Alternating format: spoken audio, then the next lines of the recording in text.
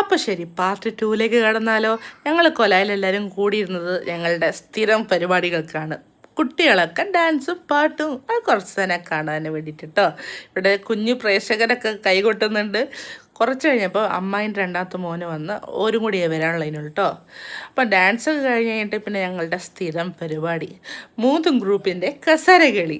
പ്രായഭേദമന്യേ എല്ലാവരും കളിക്കും. മക്കൾ, പിന്നെ പെണ്ണുങ്ങൾ, പിന്നെ ആണുങ്ങൾ. അതിൽ അളിയന്മാരുണ്ടാവും, പ്യാപ്പിളന്മാരുണ്ടാവും, അനിയന്മാരുണ്ടാവും, എല്ലാവരും ഉണ്ടാവും കേട്ടോ. ലാസ്റ്റ് ആണുങ്ങളെ കസര കളിയാണ് കോമഡി ആയത്.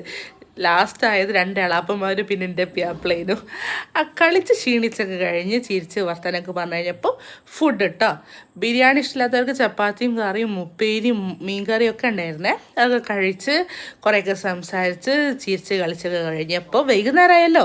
വൈകുന്നേരം എല്ലാവരും കൊണ്ടുവന്ന പലഹാരങ്ങൾ മുറിച്ച് വിളമ്പലായിട്ടോ. എല്ലാ ഫുഡും പുറത്തുനിന്നായിരുന്നേ. കാരണം അംഗസംഖ്യ കൂടുതലല്ലേ. അപ്പോൾ പുറത്തുനിന്ന് കഴിക്കുന്നതാണ് നമുക്ക് കാറ്റും കൊണ്ട് കഴിക്കുകയും ചെയ്യാം, വൃത്തിയാക്കാൻ എളുപ്പം. അപ്പോൾ ജിലേബി കഴിച്ചോ, ഒന്ന് ചുറ്റും കറങ്ങി എല്ലാവരെയും കാണിക്കാൻ വേണ്ടിയിട്ട് കറങ്ങിയപ്പോൾ എല്ലാവരും കൂടി കളിയാക്കിയാണ് കേട്ടോ. പിന്നെ ഇത് സജീലത്താത്ത എൻ്റെ അമ്മേൻ്റെ മോളുടെ കേക്കാട്ടോ. ഞങ്ങളെ കുടുംബത്തിലെ കേക്ക് മാസ്റ്ററാണ്. അപ്പോൾ എങ്ങനെ ഒഴിവാക്കാതിരിക്കുക, അങ്ങനെ ചായയും കുടിച്ച് ഞങ്ങൾ യാത്ര പറഞ്ഞ് പിരിയാറായി. ഈ മൊമെൻ്റ് കേട്ടോ വിഷമം. കാരണം ഒരു പകൽ മുഴുവൻ ഒരുമിച്ചിരുന്ന് വർത്തമാനം പറഞ്ഞൊക്കെ കഴിഞ്ഞ് ഒരുമിച്ച് ഭക്ഷണം കഴിച്ച് ചായ കുടിച്ച് ചിരിച്ച് കളിച്ചൊക്കെ ഇരിക്കുമ്പോൾ യാത്ര പറയലൊരു സങ്കടമുള്ള കാര്യത്തിന് കേട്ടോ. പോകുന്നതിന് മുന്നേ ഞങ്ങളെല്ലാവരും വലിയ ഗ്രൂപ്പ് ഫോട്ടോ ഒക്കെ എടുത്ത് നെക്സ്റ്റ് മീറ്റിംഗ് എവിടെയാണെന്ന് തീരുമാനിച്ചിട്ടാട്ടോ പോയത്.